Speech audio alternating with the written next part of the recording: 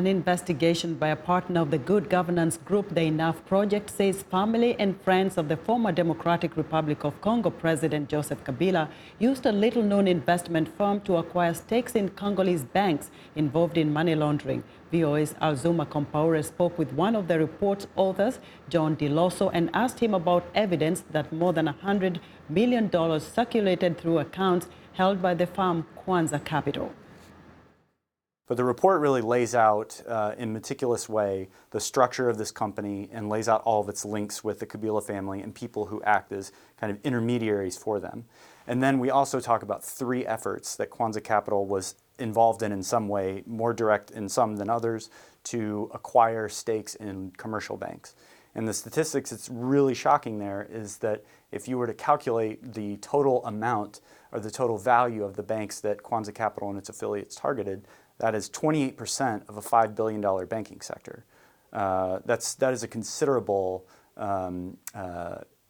takeover attempt, if you want to call it that. So it's really important to show that. And then finally, the third part of the report, which is frankly a little dense, but I do suggest that people take a look at it, expert or not, because it's important to understand that not only do people go through extraordinary means to hide their money and to move their ill-gotten gains in a way that prevents people like us from finding it, but also it's really important to see all of the different parties along the way that really have to help an actor in Congo move that money. In the work that you guys are doing there, it's all about, you said it yourself, following the money.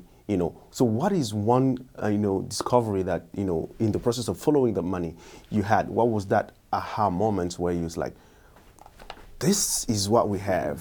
Can you take us there? For me personally, one of the more interesting aha moments was finding a press release that a Chinese company had put out on their website, actually multiple press releases. So this is information that anybody with a mouse and a computer could have found, but it was hidden in plain sight. And actually that information was quite important in us making the case that Kwanza was in fact behind an effort to have a Chinese bank take over a Congolese bank that had been in some serious financial difficulty for a long time. So that was a real aha moment. What's next now? Our mission is not just to kind of write a report and plop it on a desk and walk away. What we really do is we engage with the people who can take action, whether it's civil society in Congo, whether it's a financial institution or a national authority. We do intend to talk to these individuals and make a case for why some sort of follow-up action on their part is a really important thing. So this is the first test for new President Tshisekedi? Yeah, it's important to show these kinds of acts of grand corruption in the hopes that there can be some sort of justice for the everyday citizen of Congo who may, for example, really need to get access to credit to start a small business in the country. But because the bank sector has really been, I would say, devastated by these kinds of activities, they may not have that opportunity.